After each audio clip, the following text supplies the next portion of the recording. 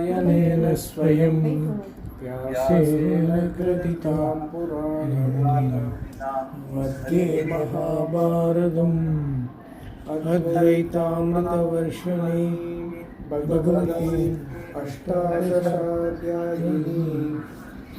त्वाम् अनुसन्ततामि भगवद्गीते भवेशिनी. Swamiji, lot of rain there. Thunderstorms, they say thunderstorms and all last 3 days. No. Tiruvarur. Some cloudiness is there, some little this thing there, but not big thunderstorm. Oh.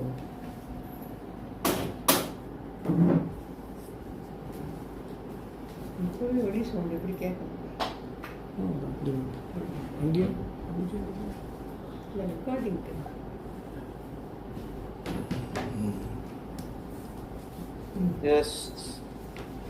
So we have to start at Jnana Nishtha is removal of the Yeah.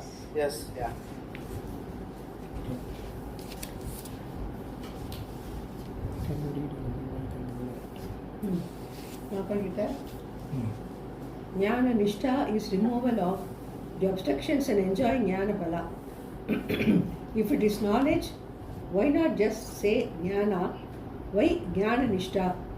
The word Jnana is adequate, but we have to use these extra words like Jnana Nishtha and Jnana Abhyasa because due to obstructions, knowledge does not necessarily take place by merely exposing oneself to the teaching.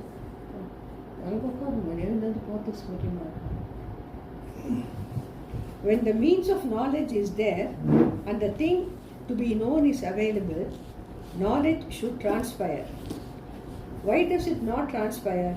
When I say you are Brahman, the one who is addressed should see it like daylight. But then one does not, or one sees and does not see. What does it mean? There is a problem which we cannot simply ignore. We have to recognize the problem and address it by examining our attitudes and values, by living a prayerful life, by gaining a mastery over the ways of thinking, and by spending time in contemplation. All these are necessary for gaining what is called Jnana Nishtha. There seems to be a condition where Jnana is there, but at the same time, one is not completely free. After an adequate exposure to the teaching, we can never say, I do not know that I am Brahman, or I am not sure if I am Brahman. Yet you cannot say, I am Brahman. This is why we have the expressions like Jnana, knowledge, and Jnana Nishtha, knowledge free from obstructions. This situation has been there for everyone. It is an age-old problem. That is why so much is said about prayer, values, attitudes, etc. Prayer and a prayerful attitude in all your activities are the most important factors. So Shankara mentions them here. Another one is sannyasa, also called Jnana Nishtha. Now the word indicating a lifestyle wherein the person does nothing else except pursue knowledge. Things to pay attention to in order to gain Jnana Nishtha. By the practice of contemplation, Nididhyasana, and developing dispassion and vairagya through inquiry, a cheerful disposition of the mind is slowly gained. Because of that, there is clarity of the knowledge. I am Brahman. In this, the notion of division between the individual and the Lord disappears. To appreciate this, first, you have to understand that Ishvara is both the material and the efficient cause of the creation, and therefore the entire creation is Ishvara. Knowing that I am Ishvara, who is this entire world, means the entire world of name and form is not separate from myself. And the Lord is not separate from myself because the essential nature of the Jiva is consciousness, Chaitanya Atma, which is non-dual. That is the whole vision, the vision of the whole. The resolution of the difference between Ishvara and me amounts to my being everything. There is nothing that is separate from me. Finally, he has no more doubt. This is the bhakti that is talked about here, otherwise called Jnana Nishtha, knowledge. The Shastra that enjoins a life of renunciation becomes meaningful only when this life of Jnana Nishtha, that is lifestyle leading to Jnana Nishtha, that is, knowledge without any obstructions is the ultimate end. If that is understood, you can meaningfully give up karmas and pursue knowledge. Otherwise, you cannot give up karma, but you can give up karma phala like heaven, etc., and pursue knowledge as a karma yogi. Either way, you can get moksha. To give up all karma, you must be free from the desire for security, artha, pleasure, kama, and a better lot, later, dharma. That implies vairagya, and without it, though you may give up the pursuits, the desires will persist and will obstruct your pursuit. Desires are never successfully given up. You grow out of them through an inquiry, vichara, resulting in dispassion, vairagya. Every one of us has grown out of a few desires in our lives. To understand what real renunciation is, look at your attitude towards objects that you have grown out of, such as balloons. Even if you would like to have one, it is not a binding desire. If you get it, you will enjoy it. But if you do not get it, you are not going to become unhappy. Nor will you be upset if you get it and it bursts. With reference to balloons, we all have vairagya. We do not go after them, nor are we frightened of getting them. This is called sannyasa. But when we were as children, we did not have the same attitude. That means we grow up to become a sannyasi. If you can reduce everything to the status of balloons, you are the sannyasi that is talked about here. The attitude you have towards balloons, you can enjoy with reference to everything in this world. Nothing can be more clear than this. So now it's all clear. Only that you have to basically that the nishtha is vertically the sense, a sense of tripti and a sense of that is, I think I have told it before also. It's not the problem of that I want this and I want that. So you were saying I want balloons. Later we said I want a good pen. Later we were saying I want a good bat. Later like that. Only the items change. So I want this changes. But the basic that I want and that I lack without reference to anything. Yes. That continues. That I lack and that I want is the kashaya. Kashaya meaning remnants. Remnants of whatever is left over. For so many janmas and so many, in this birth also, so many things we kept on acquiring, relinquishing, acquiring. So it has become a part of our psyche. That is called kashaya. Shakashayam vijaniyat. At the height of contemplation, even though everything you know, and you are able to do that Shravana Manana Nidhyasana, you are able to keep yourself alert, all those things, still that kashayam will be there. So you may lapse into some sort of a reverie, like something suddenly you are silent and meditating. Suddenly some thought will come and will catch on because of the continuous we have been doing that. So that is the shakashayam vijaniya. At that time they say. So that is what we are talking about. So even though balloons, vairagyam is there for so many things, but basically that I want and that I lack doesn't go. So we always, that has to go. The sense that I want and that I lack is not there anymore. That is called the tripti. That is the anubhava. The jnana, nishtha is nothing but living that jnana. One is cognitively understanding. Second thing is a sense of tripti and a sense of freedom from that lack of want or lack, that I lack something. That should not be there. You must be able to just be. That is what I have been generally telling. Just be. Yeah. That should be there. That is called the nishtha. Basically, that is what where apradipandaka jnanam. But is without any obstruction. The obstruction is only this. Something is missing. Something is missing. That is that pradipanda. That something is missing is that basically that I lack and that I want. And that has to go. Okay. Something happens, finally you will be doing some meditation. 10 minutes, 15 minutes you would have been nicely sitting, but suddenly some disturbance will come. That should not disturb you. It was okay. 10 minutes I have done, now something they are asking. I have to go and attend to it. In the sense, you should be able to smoothly get into a meditative, contemplative disposition and get out of it also equally. Because ultimately, even everything is, there is nothing other than me. Yeah, you should not get disturbed. Even the other things. Agitated when Even you the are other disturbed. things. Ultimately, that is what first is Viveka, second is Sarvatma Bhava. Meaning, everything is me only. Everything is me only, so how can anything disturb me? That is the Nishtha. That is the Jnana. Jnana is what? It's not just the I am actual being is Jnanam, but everything else, there is nothing else is. Everything else is only an appearance, Nitya. Meaning, appears, it is available for use. And they are all lighted by me only, the being. So the conscious being, consciousness, alone lights up my mind lights up the things of which I transact with. Even transactions are not possible without the changeless being, I being there. So that is how, even the transaction only I light up. So that is a jnana. And the nishtha is just to reinforce that you, without any lack and without any want, you are happy with yourself. Which I have told before also, no? That Ashtavakra Gita, that sloka was there, no? Muktim vichasi chet, vishayan, vishavat teja, daya, kshama, arjavam, satyam, dosham, piyushavat bhaja. So, everything is me only. So, you are not going disturbed by the other person because of doing something and all. You will be able to accept, you will be able to be empathetic.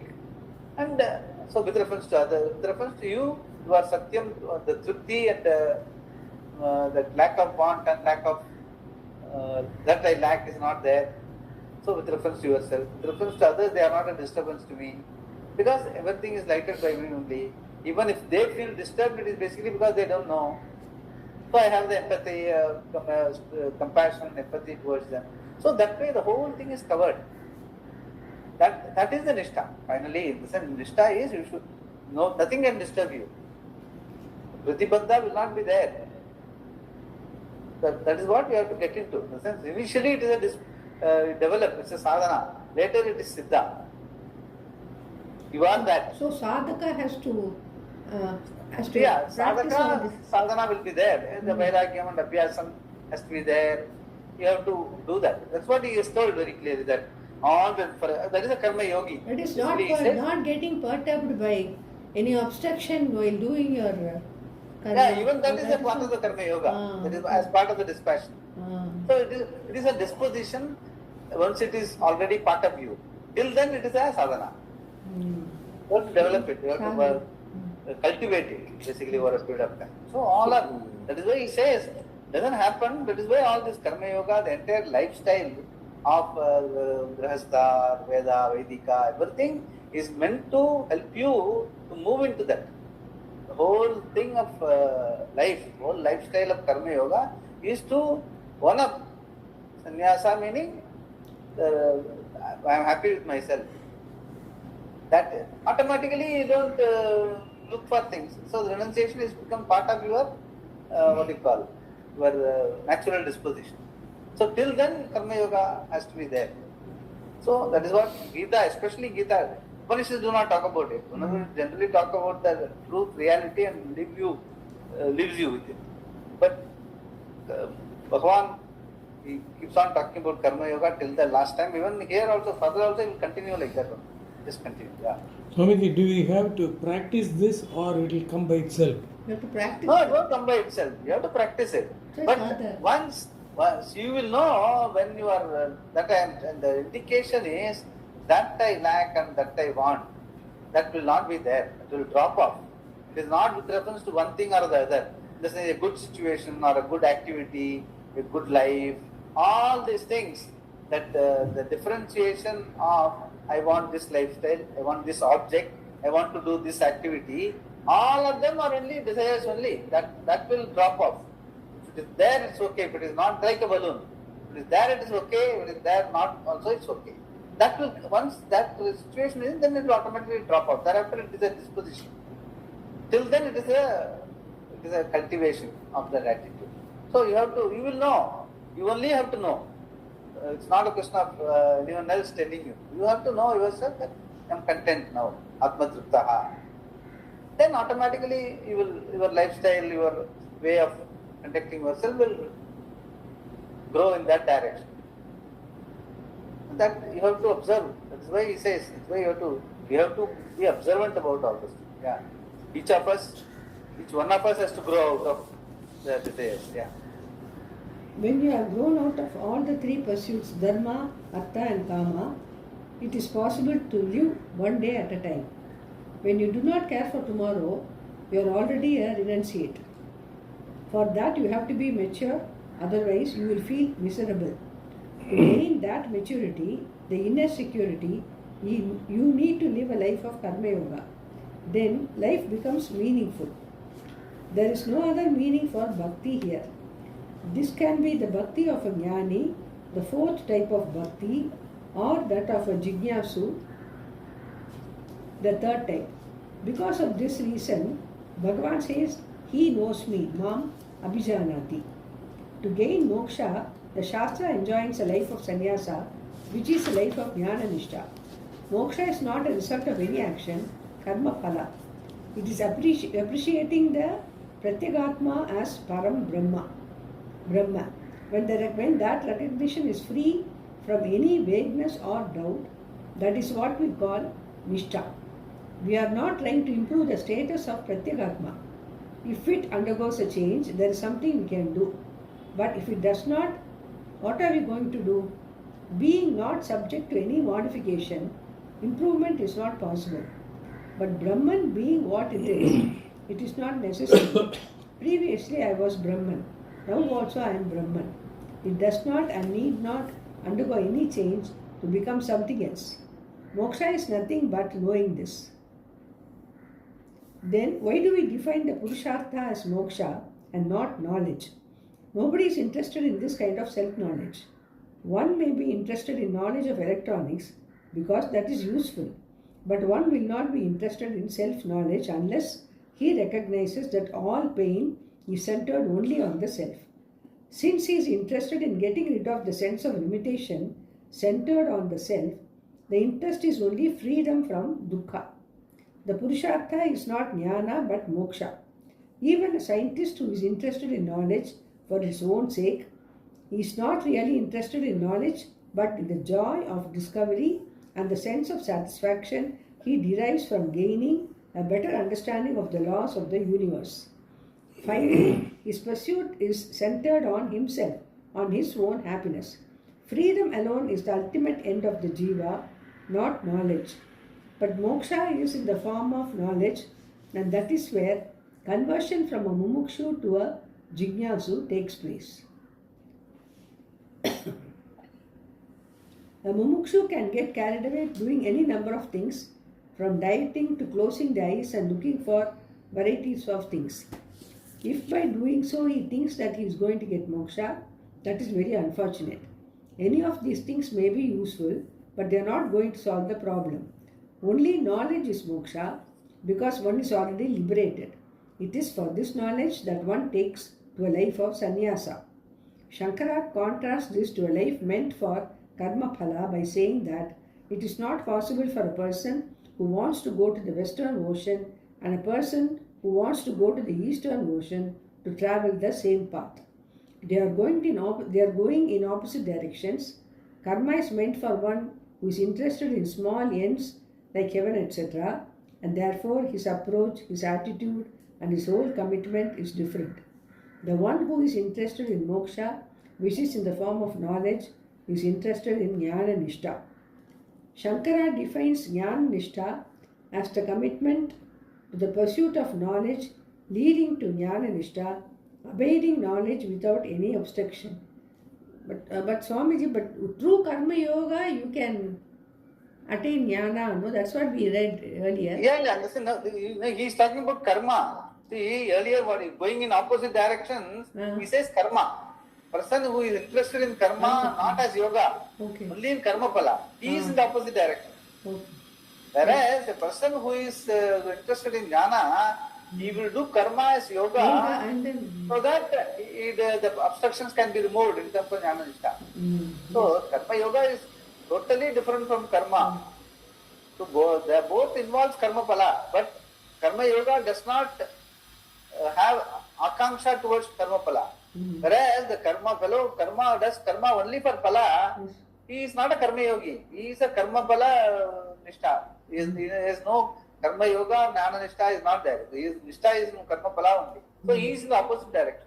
Very important difference. We have to know. All our karma has to be done as yoga. The entire life is meant to be for a person who is interested in freedom, moksha. He has to, that is a tatparya of Gita. A person who is interested in only moksha, freedom.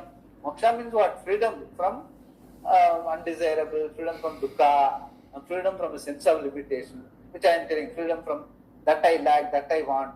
That freedom, that is the freedom a human being cherishes. Compared to all other jantus, human being cherishes this freedom. So, moksha is not having the next birth. That is not moksha. That is popular. That is not the right meaning. Freedom is the right meaning. Freedom means what? Freedom from what? Freedom from everything. Freedom from a binding thing. That which anything which binds you, good or bad, even dharma for that matter.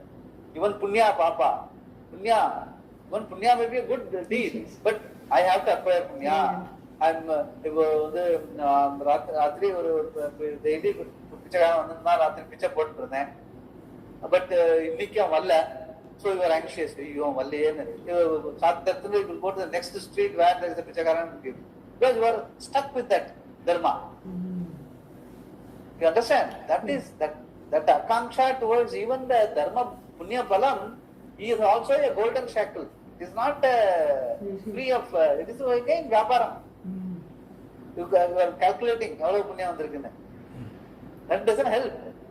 So that the idea is by living a life of dharma, you will have that sense of satisfaction. With the sense of satisfaction, you are supposed to pursue knowledge and understand freedom. So the karma as karma yoga is only to the extent of acquiring the correct infrastructure within for you to pursue jnana and understand that freedom is my reality. That I lack and that I want is not my disposition. That is not my reality.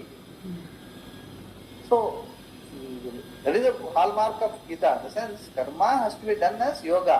Then only you are called mumukshu.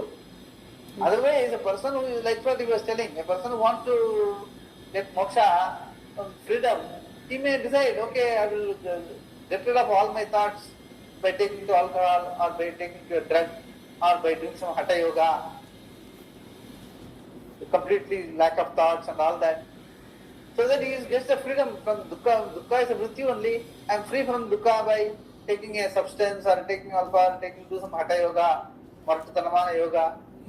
That also will give you that peace of mind for temporarily. But that is not moksha. That is not mumukshutvam. Mumukshutvam is only through karma yoga and jnana, by understanding, and jnana nishtha. So that is the difference between Vedanta and all other philosophies. Vedanta alone tells mumukshutvam is, once a person who is a mumukshu, he immediately follows jnana, jignasa. He becomes a jignasu. Means pursuing of understanding what is my reality. My reality is not that I lack and that I want is not there. This is not my reality, because I am changeless. Everything changing will keep changing. So the changeless is my reality. That is a jnanam. That doesn't need improvement, that doesn't undergo modification, that will not decline also. So that freedom from improvement, freedom from negation, freedom from tripti, all that is called moksha. And that is your reality. And understanding that is jnanam. And one who pursues the jnanam is called a jignasu. So the mumukshutvam gets converted into jignasu. And then you pursue jnanam. And then whatever that comes in the way of pursuing the jnanam is all your desires and all that. So then there is a sadhana. You vairagyam abhyasena you get rid of that binding desire disturbs you from pursuing knowledge. So we are not against any desire. We want desires to not to disturb me from pursuing knowledge, because knowledge only is going to give me moksha. So the clarity in that understanding is very important. First, in that level of mumukshutvam to jignasu to study of knowledge, and for that I have to live a life of karma yoga so that my desires do not disturb me. Then for that, attitudes and values. So all that follows, one follows the other. That is what the whole Gita is talking about. Why karma yoga is insisted upon? It helps you to get a state of mind where you can pursue jnana uninterrupted. That is what he is again going to tell you. Further he will be telling that one. Yeah. Shankara again defines Jnana Nishta as the commitment to the pursuit of knowledge leading to Jnana Nishta, abiding knowledge without any obstruction. He uses the word Abhinivesha, which means total commitment, like one who is possessed. Under the possession of anything, even anger or greed for power or money, a person finds in himself an extra power. Here it is a complete commitment to the pursuit of knowledge with a passion. There is a consistent flow of contemplation upon Brahman as oneself. Using words like Suddha, Nitya, Purna, Satya, Jnana, Ananta, which reveal the nature of Brahman, he continuously appreciates that Pratyagatma, the inner self, is identical with Brahman.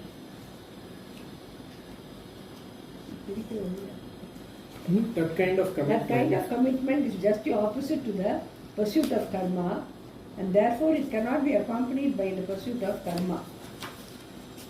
One depends upon an agent and the other dismisses it.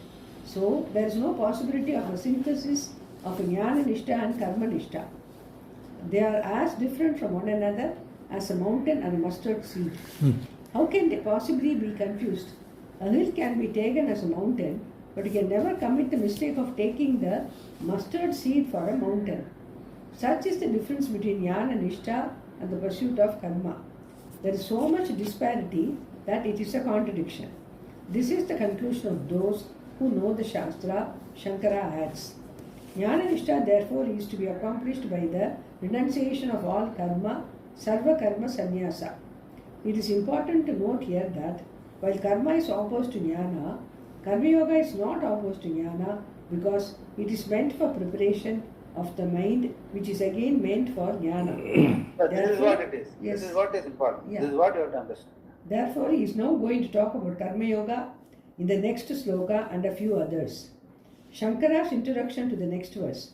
In this chapter, the entire vision of the Gita Shastra is summed up, making it firm and clear. He has already dealt with sannyasa. Now he is going to talk about karma yoga, a life imbued with devotion to the Lord. We have seen that worshipping the Lord by doing one's own duty, a human being gains a certain accomplishment. So karmanattam abhyakshya siddhim mintati manava. Now we have seen this. Yes, we have already seen this before already. Very elaborately we have seen this. Yeah. By performing one's own duty in a given place and time, recognizing dharma to be Ishvara, from whom the world has come and by whom it is pervaded, he gains success, siddhi. What is siddhi? Shankara says that it is the eligibility to gain jnana nishta.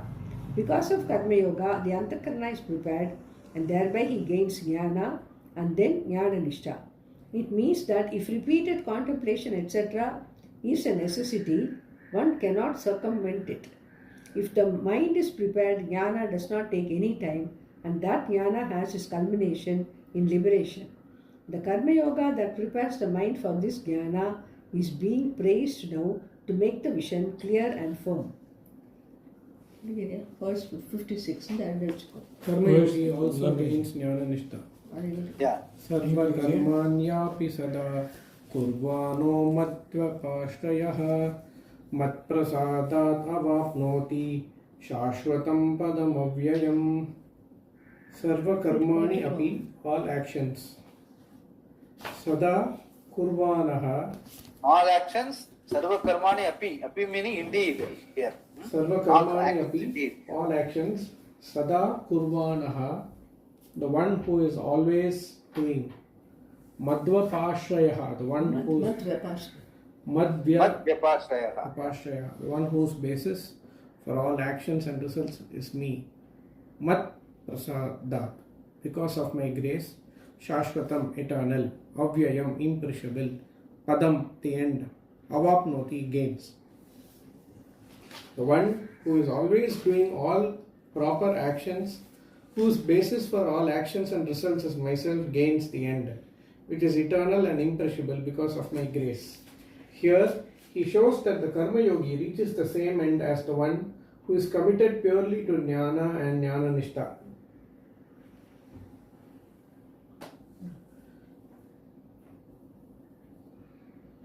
This is because of a life of Jnana Nishtha, which entails renunciation of all other activities, will not be fruitful unless one has lived a life of prayer and prayerful activity.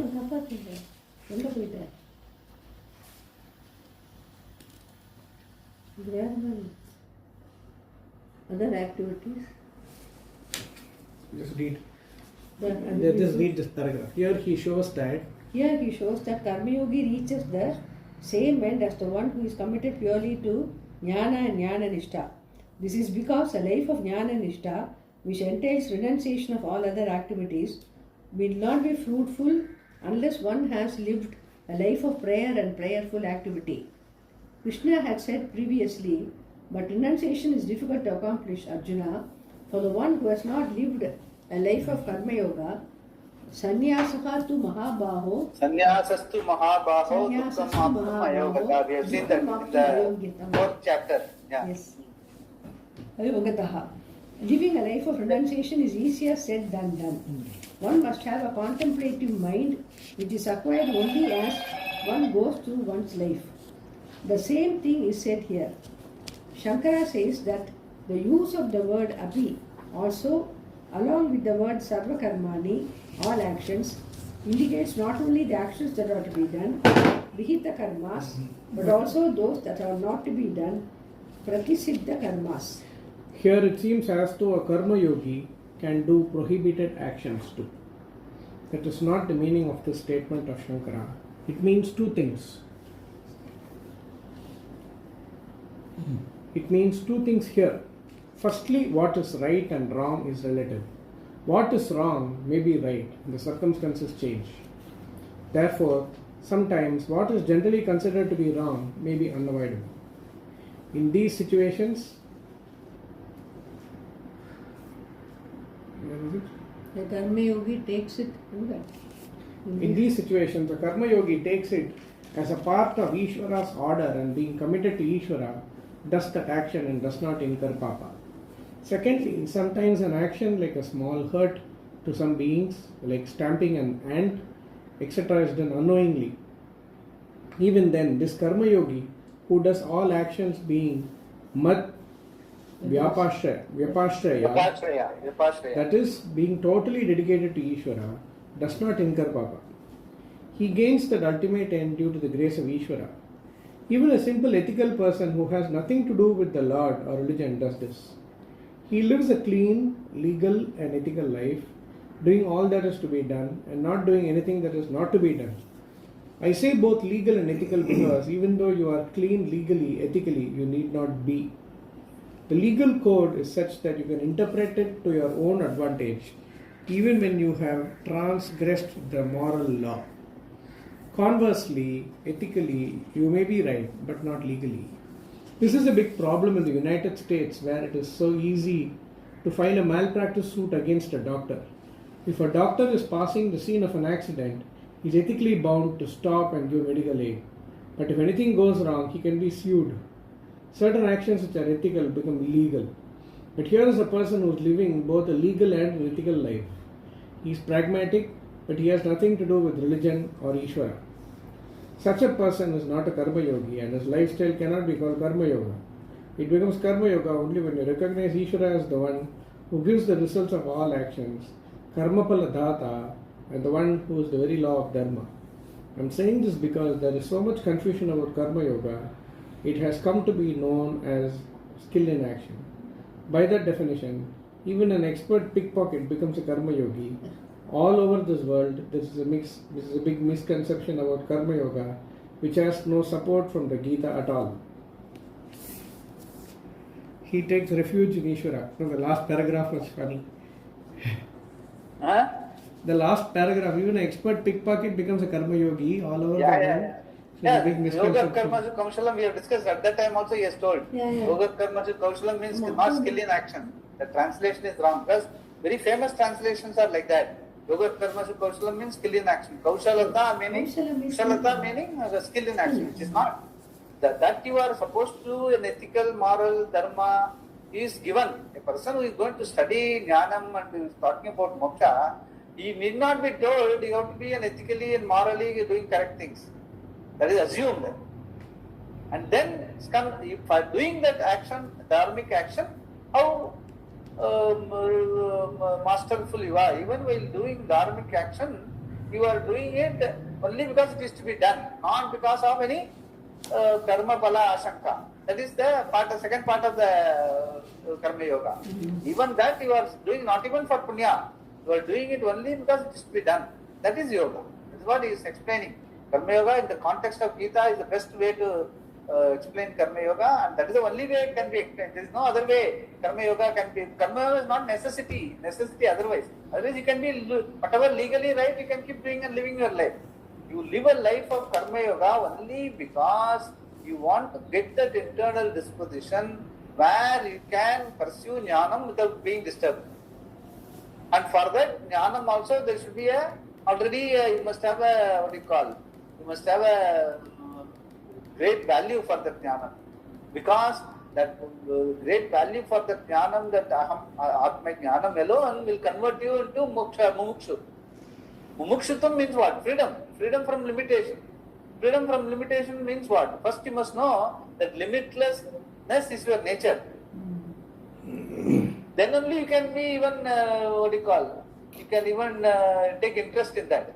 So, unless you are 100% sure, why you must, the freedom is not for sure. Well, why are you going to chase freedom, you tell me? I've been chasing so many things. But now one more thing I have to chase, but without even knowing that I will definitely get it. If there is a value for it. Why should I do it?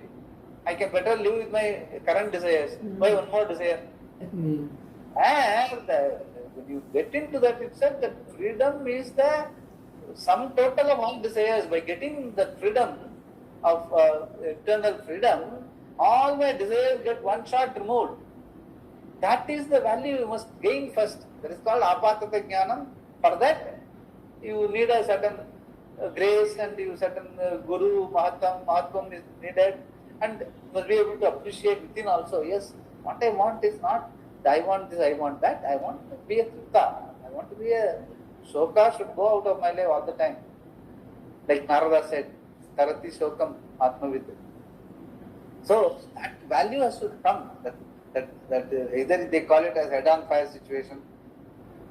It is so much, you are so much possessed of that understanding from the guru or whatever that no, this is my first priority in my life. Everything else should revolve around this. I want to be a free person, free being. I don't want to be cowed down by any desire. Okay, I can do this, I can do that, I can get this, I can face failures, I can face success, I can be helpful, all that is fine. But I don't want to be in a situation where I am losing this freedom of being tripta. So that value has to really take root in you. Then only you are a mumukshu. Once that mumukshutvam is firm, then only karma becomes yoga. Otherwise this karma is karma only. So only a mumukshu can be a karma yogi. Very clear statement in Gita. So that is why he says, people who have not understood that purushartha of mokshutvam, of moksha, freedom in life, in proper way, the way in which the Gita is explained, or our Shastra is explained, even though they may be doing a lot of charitable activities, seva, the temple seva, jana, naraseva, narayanam seva, all those things, Swami Ramesvarananda seva is not there. So it doesn't mean anything at all. I was about to ask you that doubt only, Swamiji, now. Some people, know they are always helping people. They do a lot of sevas in temples. But they say that எனக்கு வேற ஒன்றும் வேண்டாம் இது போரும். That way fine. That's what Swamiji will always say. Anyway, for all of them, there is always another Janma. Okay. In the sense, he will acquire enough punya by doing that seva, fine, it will go into account. And that punya will give him that moksha icha, not in this life, next life. Okay. Because he has decided in this life he doesn't want. He has decided. It is not that Bhagavan has decided. He has decided.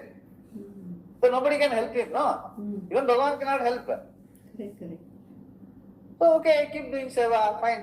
Accumulate punya, he will go exhausted and come back as a human being. Definitely a lot of punya is balance is more than pava, means you will get every chance that you will be born as a human being. Again.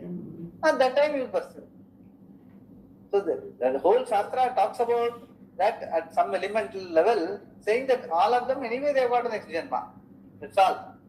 That is what people who understand will understand that is a very suboptimal, defeatist attitude in life. To do it in next Janma.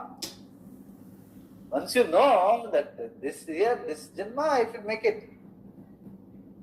Make it means what? I have to understand the reality. It's not that you have to do something or you have to acquire something.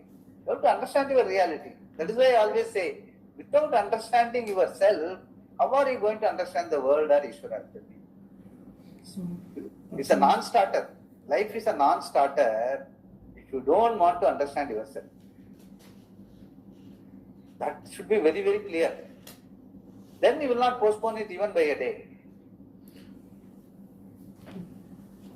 Yeah. So, can we say that, of course, I don't want to make a statement like that. Those people now, when Visishtadvaitam, they say, no, all is Perumal. So, they will keep on be borning. They will keep on be born. Janma, they will keep on being born. Better luck next time, that's all. Oh, Parnandir Papa. That's what he said. And they want to. The poorest, Namma Moksham is what? Our Kondwe and the poor Vichitu Tindu Kutnandura. Because he has to be available for all of us.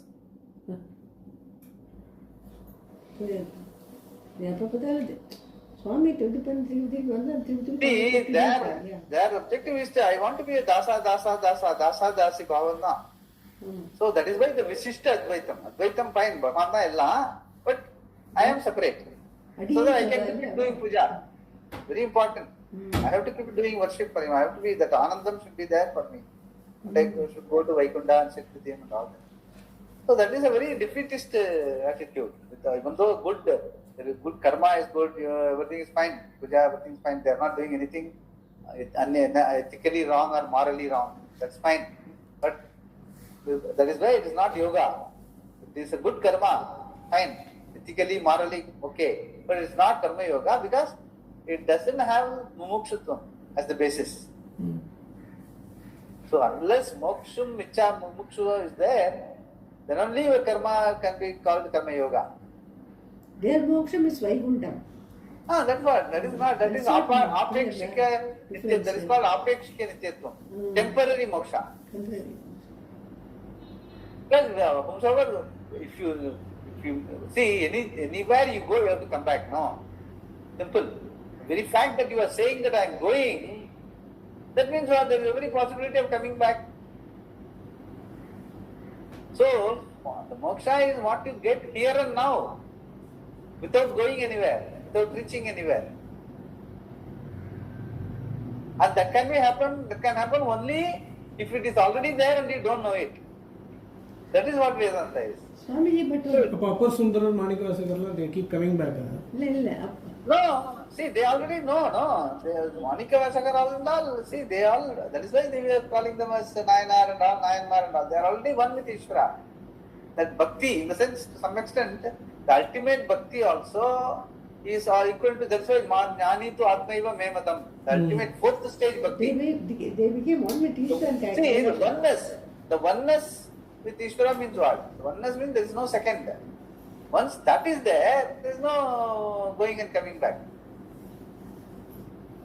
If it is only when you say that you have to go sit with Ishvara is away from me, then it is going and coming back. They all this 9 marks and all that, they get oneness. Oneness is what is the objective. Oneness is there is no second. That is Advaita. Merging into Bhagavan level. They merged into. Of course, the stories can interpret differently. In the sense, may mention certain things, but the Tatparyam is this. You have to be very clear. He takes refuge in Ishvara. Nowhere in the Gita is there any mention of Karma Yoga without Ishvara. It is a life of prayer and prayerful attitude with reference to karma. This particular surrender is recognition of and conformity to Ishvara's dharma. That alone changes the person. Krishna makes it very clear here by saying, the one who has taken refuge in me, Mad Vyapashraya. Vyapashraya. For a Karma Yogi, the Lord is not separate from dharma and he does not lose sight of this because of his raga dveshas. While choosing his course of action, he is conscious of the Lord in the form of dharma, in the form of karma dhyaksha. Karma dhyaksha. In the sense, presiding over all karmas. Not only karma bala, but also all karmas. Meaning, basically, there is no karma other than Ishvara. This is what karma dhyaksha and karma bala data. Both are basically mentioned. The idea is it validates your action. But once a person is karma dhyaksha and karma bala data, there is no real karma as such. But since you are doing, okay, your karma adhyaksha also is Ishvara, karma bala, whomsoever is going to give you the pala also is karma bala data also Ishvara. So that is how it starts. In the sense, a person who wants to do karma because he feels that he is separate, he wants to have a good attitude, good values and all that, Shastra encourages, okay, do karma and all karma bala you surrender to me. Karma pala, karma pala data, karma daksha, everything is Ishvara only. So Ishvara arpitam karma, Ishvara artam karma. First Ishvara arpitam karma, then Ishvara artam karma. The idea is that it takes you from where you are to where you want to be. So everything gets validated in between. Even though ultimately there is no second, then where is the question of karma? But that is at the ultimate. Till then, it is hand-holding you. Okay, do karma as a Ishvara-arpitam karma. Then Ishvara-artam karma. Like that, it progresses. That is what is Karma Yoga. Basically, it's progress in terms of attaining that limitlessness at the ultimate end. Till then, you are handheld by Bhagavan through Karma Yoga. Karma Baladata and Karma Pratyaksha. Yeah. And at the time of facing the results, he is aware of the Lord as the giver of the fruits of actions, karma paladata, and receives that results as prasada. At no time can he lose sight of Ishvara. This is a person for whom the basis of all actions and the sources of the results of all actions is Ishvara. He is called Mad Vyapashraya, performing all actions, Sarva Karmani Kurvanaha. He never loses sight of Ishvara. We are always used to the word Vyabhara, no? So when we read Mad Vyapashraya, that's what it is actually. Mad Vyapashraya means what? Ashraya means basis. Vyapara is not. Everything is meant for Ishvara. Mad Vyapashraya means you have the sense of doing Vyaparam. Okay? Okay, do it. Do it for me. Come on. That is what the Bhagavan Gosara mantra. The idea is you need a motive. I will give you the motive. The ultimate motive is Bhagavan. Bhagavan Gosara. So Mad Vyapashraya. He is telling all this with a view to develop you into Karma Yoga. That's the idea. Bhagavan tells us. By Ishvara Prasada, he gains Shashvatam Padam. Because of Ishvara's grace, Mat Prasadat, as Krishna says, he gains an end, which does not come to an end. Shashvatam Avyayam Padam Avapnoti. This is moksha. How does he get Ishvara's grace? Because he has taken refuge in Ishvara, he gains Antakarna Shuddhi, whereby there is cheerfulness, clarity, and tranquility. That is Prasada. Then Prasada Buddhi. Prasada, Chitta Prasannata, I have told before. Prasada means it's not a question of acquiring something, eating something, or acquiring some punya and all that. It only tells you that you have got a Chitta Prasannata, Prasada Buddhi, a cheerful disposition. He says that here. Yeah. Then there is exposure to proper teaching, Upadesha, that is necessary for clear knowledge. Without the grace of Ishvara, he will not find a proper Guru and have access to the Shastra. The body and mind must also be conducive for his pursuit as well as the surrounding conditions. All these are due to the grace of the Lord, Ishvara Prasada. If you really look into it, you will find the whole pursuit is nothing but Ishvara Prasada. In time, the Karma Yogi gains the same Jnana Nishtha. A Karma Yogi is also a Mumukshu. He is not doing karma for the sake of heaven or anything like a Karmata. But he does karma for the sake of Antakarna Shuddhi and continues to pursue the study of the Shastra. Therefore, surely he will gain moksha. Actually, our Ashwin's party used to be Karma Yogi. She kind of does a lot of pujas to Ambal continuously, and after she died, someone told that she has no rebirth. So, but I have not seen her as a person who has actually ever thought, who is she or who am I, those type of stuff. So how does a person get... Yeah, basically, see, the problem is, that is what, she may not articulate, or she may not have the communication skill and all that. But she may be one with Bhagavan for all times, no other expectation. Okay. So ultimately the thing is oneness. That's what I am trying to say. What is this moksha is not getting rebirth or not rebirth and all that. It is the oneness with Ishvara and oneness with everything around. She has no other, anyone and everyone, whosoever comes to the home, they treat them well, give them food and all that. All the time Ishvara, Dhyanam, lot of Radham, lot of fasting. All the time Ishvara Prajna. If that is there, one has lived, they may not be able to articulate, but they may be one with, we never know. In the sense, you have to give that credit to that, since she was already one with Ishvara at all time, yes, she will gain that Ishvara Prapti, the oneness.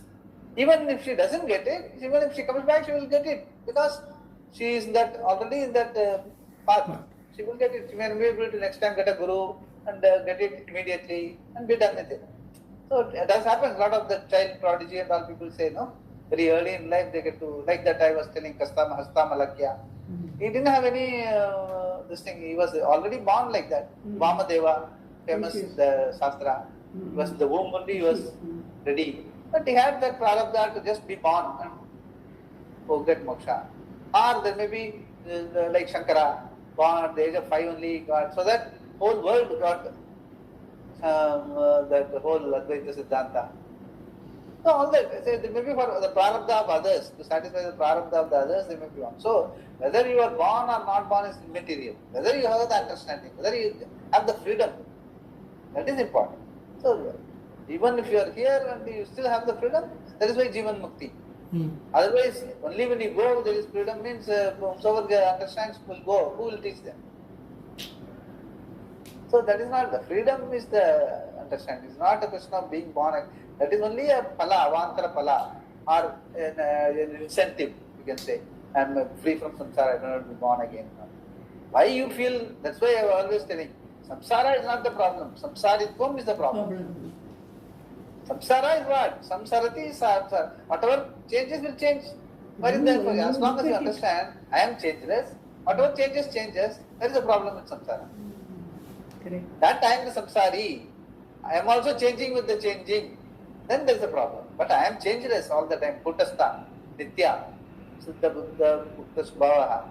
But changeless happens around me. Changing happens around me. Like Krishna, Bhagavan says, a lot of things happened around him. He was not affected. That's what he says, Bhagavan.